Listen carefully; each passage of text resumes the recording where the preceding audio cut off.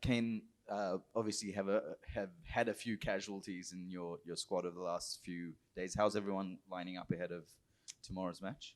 Um, yeah, probably the first time we've had a fully fit squad, although obviously had to rule a player out in Matt Henry. But yeah, I believe everybody's fit coming into this one, fit-ish.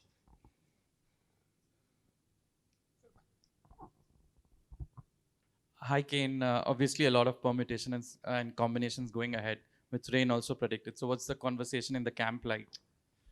Yeah, I mean, for us, it's having a look today, looking at the surface, and for us as a team, it's trying to keep building on the positives that have been there, and adjusting, to the different conditions and that you're faced with, which is part and parcel of playing at a World Cup. So small improvements. That's something we've wanted to do throughout, and there's been some good stuff. So we want to try and build on that going into tomorrow. Hi, Ken. As we know, it's a very important fixture tomorrow in terms of qualification. Looking at the weather, is there any sort of tension or pressure within the team? Having won first 4 matches and losing 4 matches, then is there any sort of pressure within the team?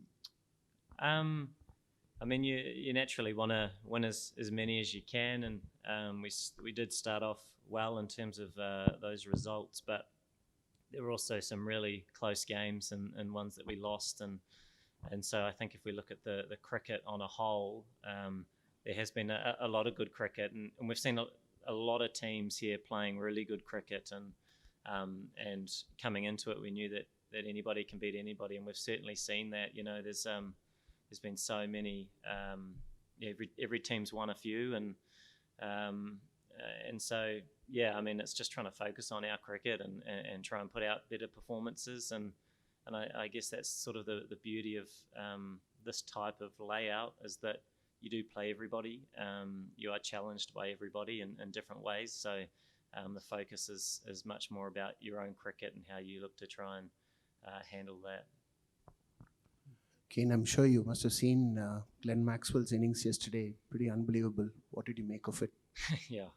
Yeah, an incredibly special knock.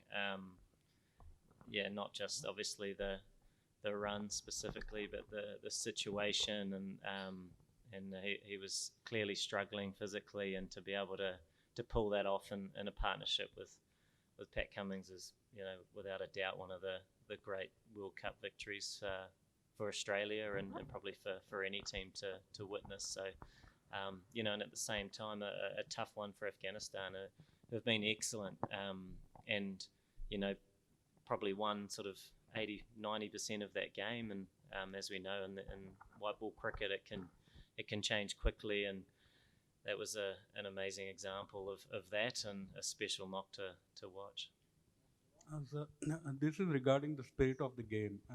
We saw what happened to Agnello Matthews and also Maxwell. Do you think that it's quite inhuman? Of course, it is not in your domain. It is in the domain of the ICC. Is it an inhuman law that a runner is not provided to Glenn Maxwell? Because there was no chance of him misusing this law or clause, whatever it is. Oh, so you're wondering whether there should be runners in the earlier they were runners. So don't you think it is very kind of a inhuman or spirit of the game it affects? Yeah, I haven't actually thought too much about that, and I don't sort of believe it's been too much of an issue, over the years that we have been playing without runners, and it certainly made Glenn flick a switch in a way that was quite special. Yeah, I mean, it's not something that I guess I can really speak to, except for that, perhaps you see the odd case where it might be required, but ultimately, by and large, it's not really been an issue, I don't think.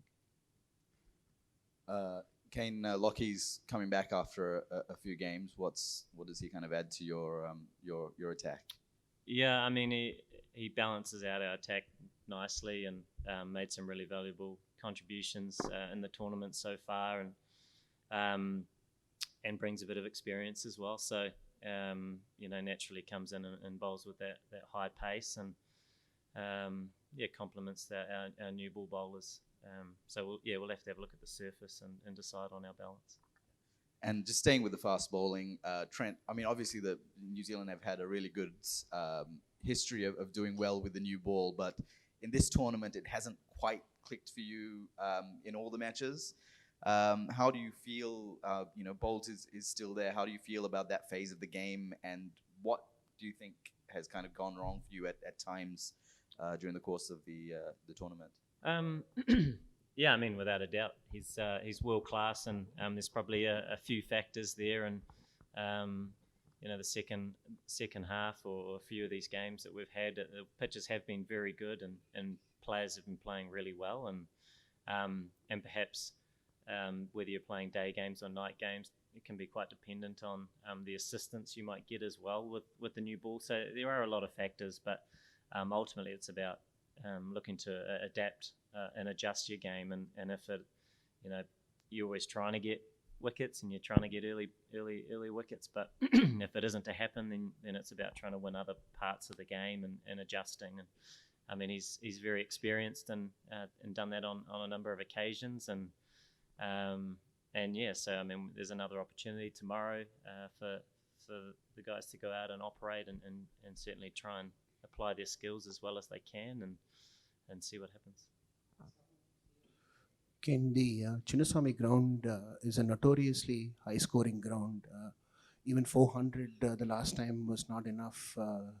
So how do you sort of reconcile what a good score is here when even 400 may not be enough?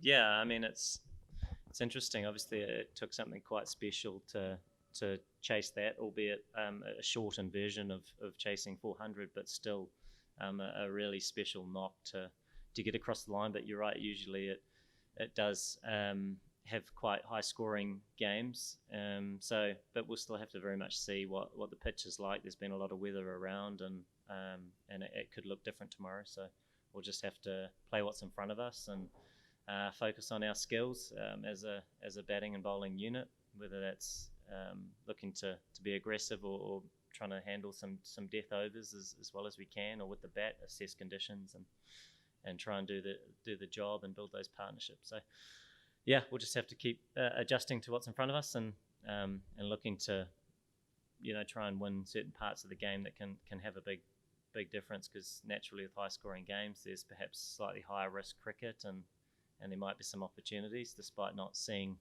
those the other day when we did have a large score on the board. But yeah, that's cricket. Kane, a word on Rachin Ravindra's performance at this World Cup. How surprised or not surprised have you been with his batting exploits? And do you see him having a role with the ball at any point tomorrow if the need arises?